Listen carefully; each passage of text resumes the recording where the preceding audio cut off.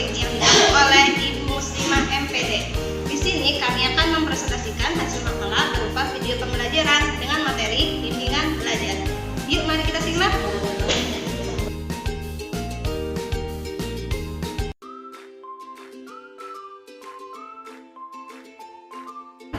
Dalam materi bimbingan belajar ada beberapa submaterinya, yaitu yang pertama definisi belajar, yang kedua pengertian bimbingan belajar, yang ketiga manfaat bimbingan belajar, yang keempat kelebihan dan kelemahan bimbingan belajar, yang kelima masalah-masalah belajar yang sering dialami murid SDMI, dan yang keenam faktor penyebab terjadinya masalah belajar murid MISD.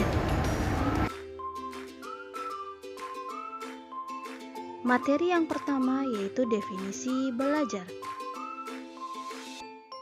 Kita langsung saja, yang pertama yaitu definisi belajar.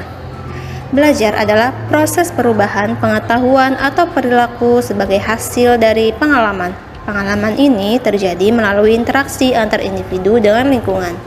Belajar adalah proses tingkah laku dalam artian luas, ditumbuhkan atau diubah melalui praktek dan latihan.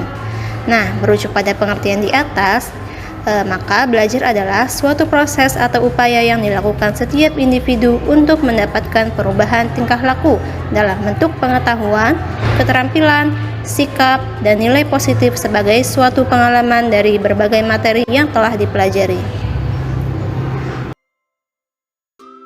Materi yang kedua yaitu pengertian bimbingan belajar. Selanjutnya, submateri kedua yaitu pengertian bimbingan belajar.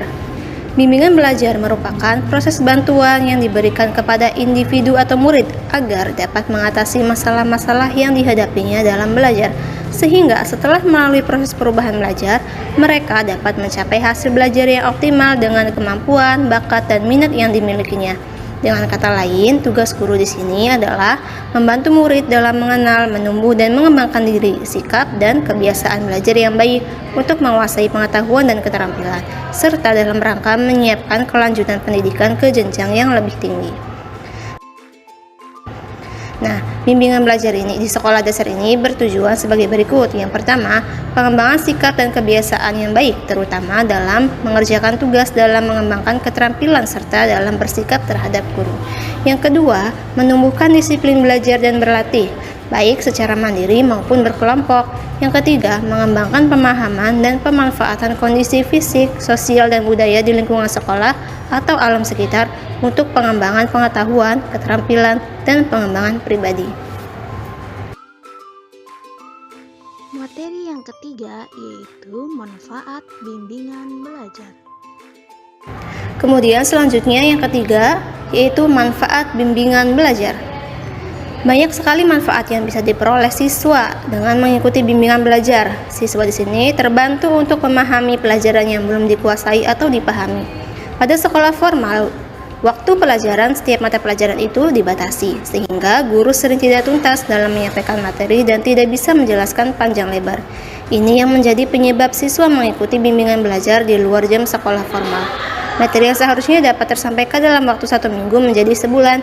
Jadi, dengan mengikuti bimbingan belajar, siswa dapat bertanya dan berdiskusi tentang segala sesuatu yang dirasa masih membingungkannya. Bimbingan belajar sangat membantu siswa dan guru. Bagi siswa, bimbingan belajar membantu dalam memecahkan masalah yang berkaitan dengan akademiknya. Bagi guru, bimbingan belajar membawa pengaruh yang positif, yaitu dengan adanya bimbingan belajar memudahkan guru dalam menjelaskan materi dan tidak banyak siswa yang bertanya, karena materi tersebut sudah diajarkan di bimbingan belajar. Selain itu, membantu siswa dalam memahami pelajaran yang belum dikuasai dan meningkatkan prestasi belajar siswa. Menurut Dewinta Prasti, bimbingan belajar juga memberikan manfaat yang lain, yang meliputi yang pertama, membantu guru dalam mendidik dan mengajari siswa. Yang kedua, memudahkan siswa dalam belajar, seperti misalnya memecahkan PR sekolah, mendapat kisi-kisi yang akan diuaskan, dan lain-lain, dan meningkatkan prestasi belajar. Kemudian menambah pengetahuan baru yang belum dimiliki oleh siswa, kemudian menambah teman baru, dan yang terakhir, bisa mengembangkan atau menambah metode belajar yang baru untuk siswa. Materi yang keempat yaitu kelebihan dan kekurangan bimbingan belajar. Materi selanjutnya yaitu tentang kelebihan bimbingan belajar. dibagi menjadi 4. Yang pertama yaitu memberi pemahaman yang lebih kepada siswa yang belum mengerti benar materi yang sedang siswa ikuti di kelas. Yang kedua yaitu menumbuhkan disiplin belajar dan terlatih, baik secara mandiri maupun kelompok. Yang ketiga, siswa dapat mengembangkan sikap dan kebiasaan yang baik, terutama dalam mengerjakan tugas. Yang keempat, siswa memiliki kesiapan mental dan kemampuan untuk menghadapi ujian.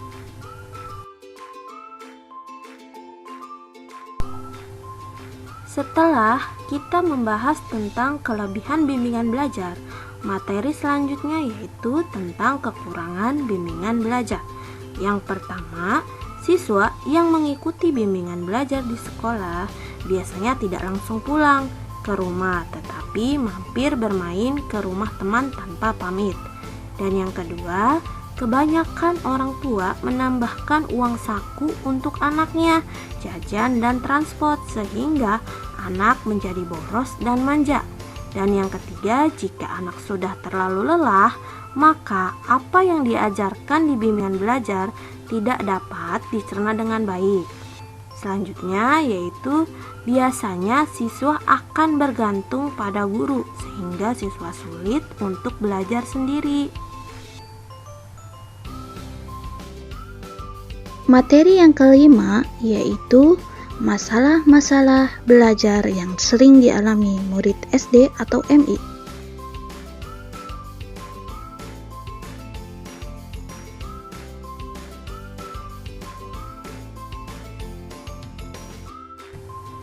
Materi selanjutnya yaitu tentang masalah-masalah belajar yang sering dialami murid SD atau MI, yaitu ada 5 masalah. Masalah yang pertama yaitu keterlambatan akademik. Maksudnya bahwa keadaan siswa yang diperkirakan memiliki intelijensi yang cukup tinggi tetapi tidak dapat memanfaatkannya secara optimal. Masalah yang kedua yaitu ketercepatan dalam belajar.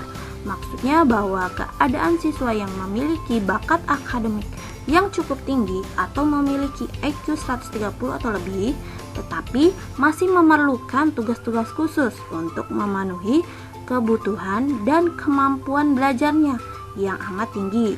Masalah yang ketiga yaitu sangat lambat dalam belajar.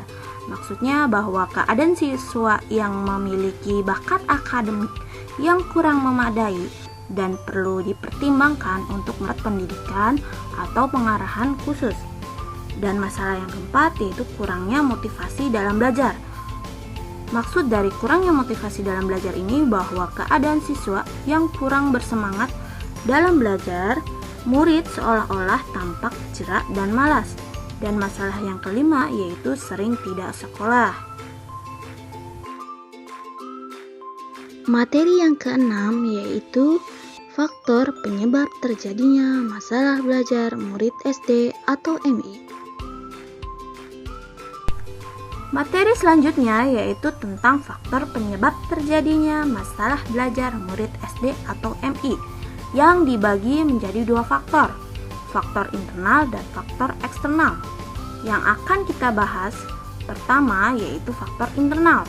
Faktor internal yaitu semua faktor yang berada dalam individu dibagi menjadi 4. Yang pertama, gangguan secara fisik. Yang kedua, ketidakseimbangan mental.